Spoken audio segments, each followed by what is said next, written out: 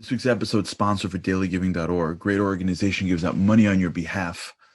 $1 a day doesn't seem like a lot, not when it comes out of our pocket, but when we aggregate it with everybody else, it can change the world. They're giving out tens of thousands of dollars a week to various incredible organizations. Check them out, dailygiving.org, dailygiving.org.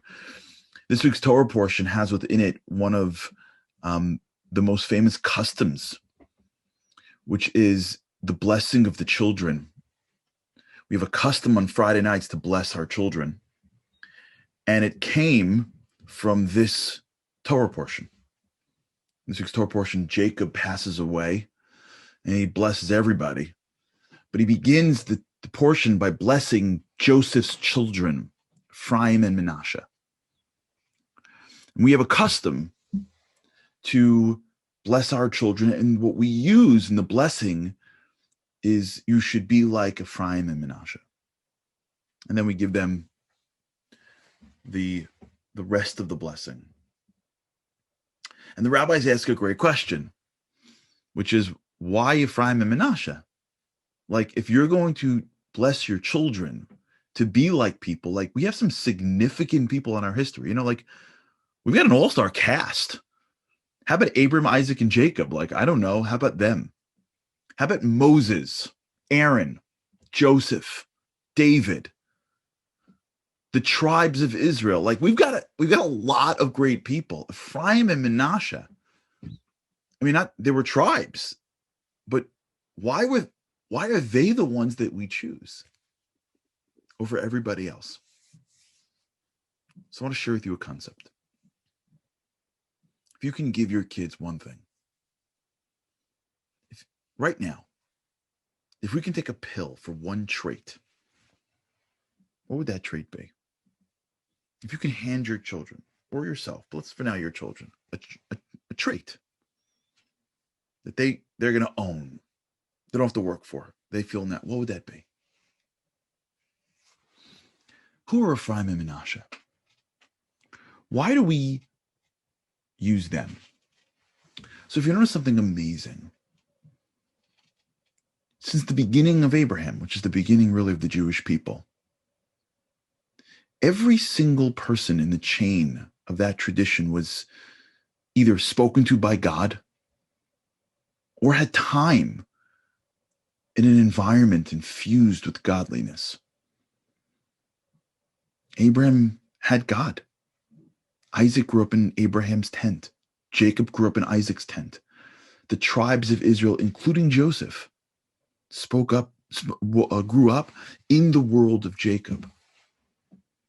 And so everybody had within them the exposure to greatness, the exposure to spirituality, the exposure to godliness. The first Jews that we have that grew up in a world very different than their values was Ephraim and Menashe. They're Joseph's children. They grew up in Egypt. The only Jews in the entire country, in a country steeped in immorality.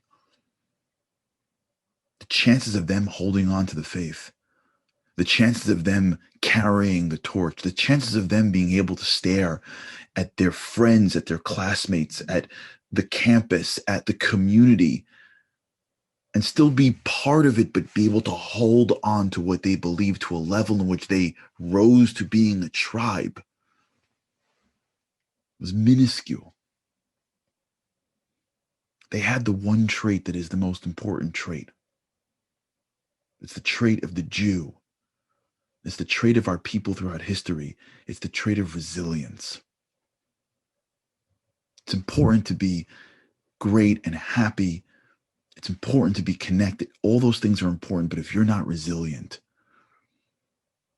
then as soon as the wind blows, you knock over. If life's amazing until the virus hits, and then when the virus hits, you're broken. You're missing it. If when you're in someone's home and you grew up in an environment and you're feeling great and you leave and you change, you're missing it. If you grow up in a world where every time you go somewhere you end up being like everybody else, you're missing it. The true trait of greatness is the trait of strength, in the face of adversity. The trait of resilience. The trait of being able to be happy when times are tough. Hopeful when no one else is. Spiritual when everyone's physical. The trait of resilience. And so from this week's portion, we bless our children. You should have everything, but let me tell you what you should be like. Be like those two. They grew up in the toughest of times and held strong.